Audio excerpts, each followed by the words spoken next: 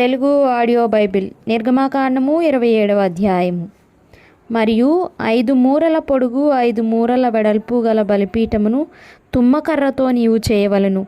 ఆ బలిపీఠము చచ్చౌకముగా నుండవలెను.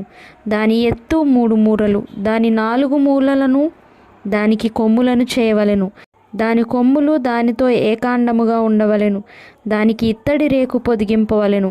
దాని బూడిద ఎత్తుటకు కుండలను, గరిటెలను, గిన్నెలను, ముండ్లను, అగ్నిపాత్రలను చేయవలెను. ఈ ఉపకరణములన్నీ ఇత్తడితో చేయవలెను. మరియు వల వంటి ఇత్తడి జల్లెడ దానికి చేయవలెను. ఆ వల మీద దాని 4 మూలలను 4 ఇత్తడి ఉంగరములను చేసి ఆ వల బలిపీఠము నడిమి వరకు చేరునట్లు దిగువను బలిపీఠము గట్టు క్రింద దాని నుంచవలెను. మరియు బలిపీఠము కొరకు మోతకర్రలను చేయవలెను. ఆ మోతకర్రలను తుమ్మకర్రతో చేసి వాటికి ఇత్తడి రేకు పొదిగింపవలెను. ఆ మోతకర్రలను ఆ ఉంగరములలో చొనపవలెను. బలిపీఠమును మోయుటకు ఆ మోతకర్రలు దాని 2 పక్కలను ఉండవలెను.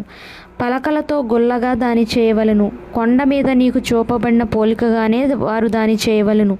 మరియు నీవు మందిరమునకు ఆవరణము ఏర్పరచవలెను. కుడివైపున అనగా దక్షిణ దిక్కున ఆవరణముగా 100 మూరల పొడుగు గలదై పేనిన సన్ననార యవనికలు ఒక ప్రక్కకు ఉండవలెను. దాని 20 స్తంభములను వాటి 20 దిమ్మలను ఇత్తడివి. ఆ స్తంభముల వంకులను వాటి పెండె బద్దలును వెండివి. అట్లే పొడుగులో ఉత్తర దిక్కున 100 మూరల పొడుగు గల యవనికలుండవలెను. దాని 20 స్తంభములను వాటి 20 దిమ్మలను ఇత్తడివి.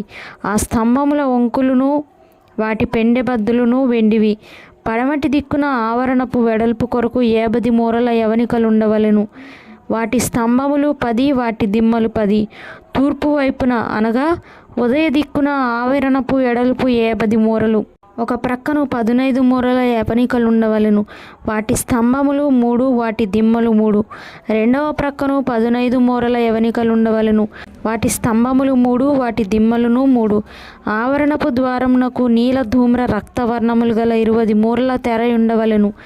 అవి పేనిన సన్ననారతో చిత్రకారుని పనిగా ఉండవలెను. వాటి స్తంభములు 4, వాటి దిమ్మలు 4. ఆవరణము చుట్టూన్న స్తంభములన్నీ వెండి పెండె బద్దలు కలవి. వాటి వంకులు వెండివి, వాటి దిమ్మలు ఇత్తడివి. ఆవరణపు పొడుగు 100 మూరలు, దాని వెడల్పు 50 మూరలు, దాని ఎత్తు 5 మూరలు. అవి పేనిన సన్న నారవి, వాటి దిమ్మలు ఇత్తడివి. మందిర సంబంధమైన సేవోపకరణములన్నీ మేకులన్నీ ఆవరణపు మేకులన్నీ ఇత్తడివై ఉండవలెను. మరియు దీపము నిత్యము వెలిగించినట్లు ప్రదీపమునకు దంచి తీసిన అచ్చము ఒలీవల నూనె తేవలనని ఇశ్రాయేలీయులకు ఆజ్ఞాపించుము.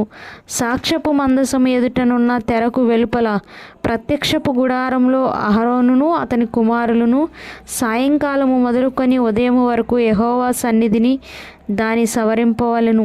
అది ఇశ్రాయేలీయులకు వారి తరతరముల వరకు నిత్యమైన కట్టడ.